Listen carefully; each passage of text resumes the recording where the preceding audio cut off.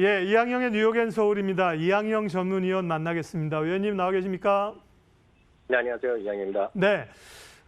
주말에 있었던 이제 미중 간의 협상을 아시아 증시가 먼저 선반영했고 아시아 유럽 반영했고 미국도 이제 좀 힌트는 있었는데 결국 이제 올랐고요. S&P는 다시 사상 최고치를 기록했습니다. 특징 좀 봐주십시오. 네, 맞습니다. 어제도 말씀드렸다시피 이번 미중 무역 협상 핵심은 화해양 수출 제재가 해제된 거거든요. 그러다 보니 당연히 반도체 주식 중심으로 한 주가가 반등을 시켰고요. S&P 500이 다시 사상 최저가를 기록했습니다. 나스닥과 다우지수는 조금 모자랐지만 거의 근접했다고 보셔야 되기 때문에 언제라도 8만 뻗으면 사상 최고가, 종가상 장중 기준 기록하는데 큰 어려움은 없어 보입니다. 당연히 그동안에 방어적 섹터가 강했죠. 유틸리티랑 부동산이었는데 이들 두 섹터만 소폭 밀렸을 뿐이고요. 대부분의 섹터가 오늘 골고루 주가가 상승했습니다. 지금 차트 몇 개 보면 반도체 섹터 SMH가 오늘 2% 이상 주가가 급등했고요. 스카이웍스라든가 마이크론 테크놀로지, 특히 마이크론 테크놀로지는 지난주 중반 이후 실적 발표에 주가가 급등하고 있는데요. 오늘도 상승세로 이어졌고요. 반도체 관련 주식 중에서 미국 중향 의존도가 가장 높은 것 중에 하나가 스카이웍스인데요. 이런 것들은 오늘 7% 가까운 오늘 주가가 급등하는 모습으로 끝나갔고요. 퀄컴은 대표적인 주식이죠. 역시 퀄컴도 주가가 많이 올랐지만 시초가 대비 약간씩 아쉽게도 떨어지는 모습이었습니다.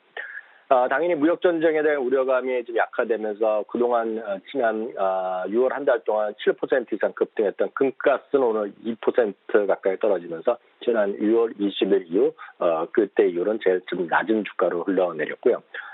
유가는 오늘 소폭이나마 상승했습니다. 그래서 오페크에서 최근에 감산된 석유 생산량을 9개월 연장하겠다고 발표했는데 사실 새로운 건 아닙니다. 왜냐하면 지난 주말 이미 G20에서 사우디 왕자와 프리튼 왕자가 이미 합의했기 때문에 약간 기분 빠진 소식이었지만 여하튼 재확인되면서요. 유가 지금 소폭 올라갔습니다. 다만 이런 모든 좋은 얘기만 있었던 건 아닙니다. 이번 주에는 경제지표가 중요한 것이 두 가지 있다 말씀드렸습니다.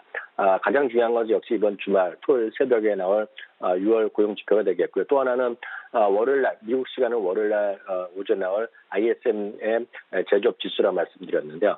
생각보다는 그나마 괜찮았지만 2016년 말 이후 최저 수준은 51.7까지 떨어진 것은 두고두고 주식시장에 좀 부담이 될 수도 있는 요인이다라고 일단 해석해도 크게 무리는 없어 보입니다. 예, 사실은 이제 토요일 날 미중 정상회담이 아니더라도 S&P 500이 3,000을 한번 찍을 것이라는 월가 전문가들의 시각이 많았습니다. 한 번은 터치를 할 것 같은데 이후의 시장 흐름이 어떻게 되느냐, 연속성을 가져가느냐 아니면 밀릴 것이냐가 궁금한데요. 시각 좀 정리해 주시죠. 네, 얼마나 이런 랠리가 이어질 수 있을지에 대해서는 설왕설래입니다. 특히 기관 투자가 입장에서 보면 주가가 오르는 것이 마냥 즐겁지 않을 수 있습니다. 왜냐하면 기관 투자가들의 주식 보유 비중이 리먼 사태의 최저 수준이고 그렇게 설문조사 나와 있다라고 제가 지난주 초에도 한번 말씀드렸는데요. 이거는 어떻게 우리가 객관적으로 알 수 있냐면 뱅크 오브 아메리카에서 매달 한 번씩 전 세계 자산을 운영하는 기관 투자가들한테 직접 설문하는 결과인데요. 그들이 접근한 거 보면 설명한 거 보면 주식과 채권의 보유 비중 그리고 상대성에 대한 선호도가 리먼 사태 이후 최저 수준까지 떨어져 있고요. 그렇게 보는 이유는 가장 중요한 것은 크게 보면 기관 투자가들이 글로벌 경제 성장에 대한 기대치도 이거는 1990년대 초반이 가장 하락하고 있습니다. 이렇게 많이 떨어지게 된 것은 무역 전쟁에 대한 우려감이 여전히 있는 거죠. 물론 이 부분은 지난주 말에 있었던 협상 결과가 반영되지 않았지만 지난 아시다시피 무역 협상에서 새롭게 나온 것은 무역 협상을 재개하겠다는 거죠. 지난 5월 초에 발효된 관세의 인상을 관세를 다시 되돌려놓는 건 아니거든요. 그렇기 때문에 크게 변동성은 없을 것 같은데 어찌됐건 이런 것들이 지금 시장에서 발목을 잡을 수 있다는 것이겠고요. 계속 말씀드리지만 2분기와 하반기, 3분기, 4분기의 기업 실적의 전망치가 계속 하향되고 있습니다. 섹터별로 봤을 때 2분기 이익 전망이 3개월 새 급락하는 모습이 전 섹터에서 골고루 나타납니다. 단 하나 내지 두 개만 3개월 전 실적과 거의 비슷한데요.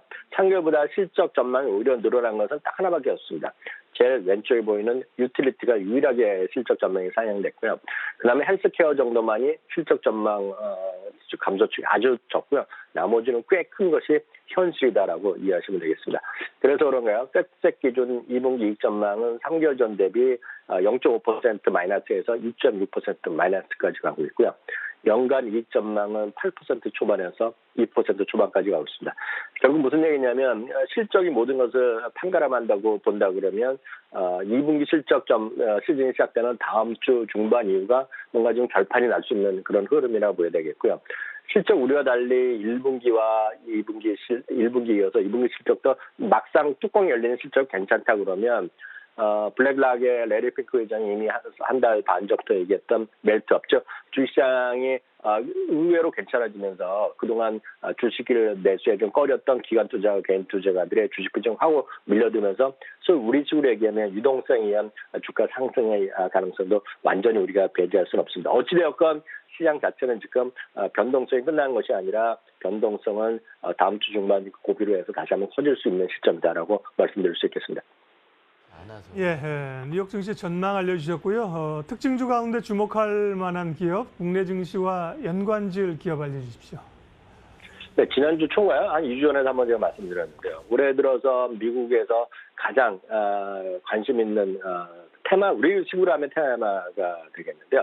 가장 많이 오른 섹터 ETF가 있습니다. 그게 바로 태양광입니다. 그러니까 우리의 시장에 별로 관심이 없죠. 태양광 뭐 다 끝난 거 아니냐 얘기하고 있지만 태양광 ETF인 TAN이라고 뭐 여러 번 소개해드렸는데 이것이 오늘도 1.9% 올라가면서 모든 ETF 중에서 탑5에 지금 이게 들고 있습니다. 올해 들어서 가장 상승이 좋았던 ETF가 되겠는데 그만큼 관심이 높습니다. 뭐냐면 우리나라에서 별로 뭐 큰 관심이 없을지 모르겠지만 주정부 차원이라든가요. 그리고 어떤 곳에서 캘리포니아 같은 경우에는 2020년부터 집을 신규 주택으로 지는 모든 가정용의 주택에는 태양광판 설치를 의무화할 정도로요. 관심이 높거든요. 이런 것들이 지금 호재 인식할 수밖에 없습니다. 우리나라에서 당연히 OCI 같은 것, 그리고 하나케미칼 같은 것들이 장기적으로 관심을 가질 만하다 이렇게 말씀드릴 수 있겠습니다. 네, 오늘은 태양광 관련된 얘기를 해주셨습니다. 이항영의 뉴욕 앤 서울 이항영 전문위원 함께했습니다. 잘 들었습니다. 네, 감사합니다.